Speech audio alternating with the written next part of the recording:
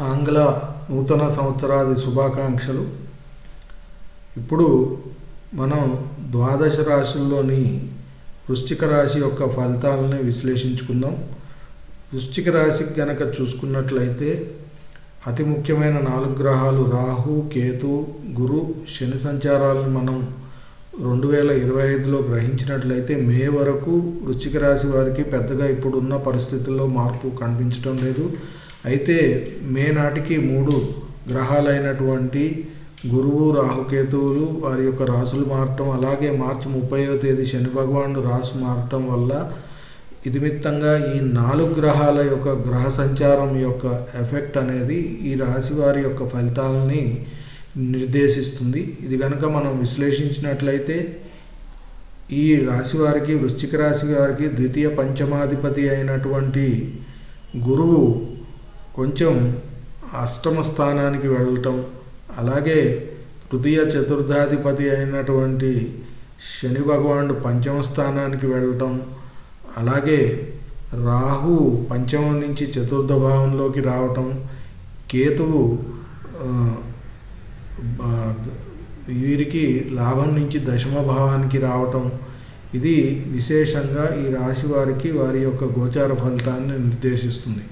ద్వితీయ పంచమాధిపతి అష్టమంలోకి వెళ్ళటం వల్ల కొంచెం ఆర్థికంగా బాగున్నప్పటికీ కూడా ఆ వచ్చిన ధనాన్ని ఉపయోగించుకునే పరిస్థితులు వీరికి అనుకూలంగా లేకపోవటం, వచ్చిన ధనం ఎటు వెళ్ళిపోయిందో అర్థం కాకుండా ఉండటం అనేది మనం విశేషంగా గమనించాలి. ఎందుకంటే గురువు యొక్క వీక్షణ ఎక్కడ పడినా అక్కడ శుభ ఫలితాలు ఇస్తుంది. అయితే అష్టమంలో ఉండి ధనస్థానం మీద వీక్షణ ఉండటం వల్ల ధనం అనేది వస్తుంది, కానీ అష్టమంలో ఉండటం వల్ల ఎలా పోతుందో తెలియదు.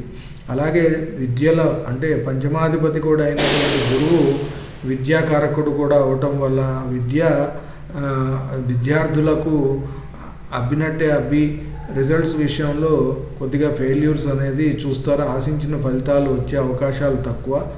అలాగే శని భగవానుడు చతుర్థ భావం నుంచి పంచమ స్థానానికి వెళ్ళటం, అర్ధాష్టమ శని ఈ రాశి వారికి పెడుతుంది. అయితే వీరికి విశేషంగా నరదృష్టి ఉంటుంది.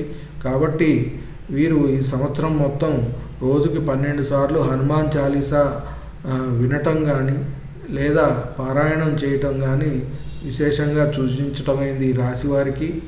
అలాగే వీరు కనుక చూసుకున్నట్లయితే కేతు భగవానుడు దశమ స్థానంలో సంచారం చేయటం వల్ల వీరికి ఎప్పుడూ కూడా ఇండిపెండెంట్గా వ్యవహారం చేయాలి. అంటే జాబ్లో ఉన్నవాళ్ళు వృత్తి వదిలేసి మనం ఏదన్నా సొంతగా ప్రయత్నం మొదలు పెట్టుకుంటే బాగుండు అనే ఆలోచన అనేది విశేషంగా మే 2025 నుంచి మే 2026 మధ్యలో ఉంటుంది.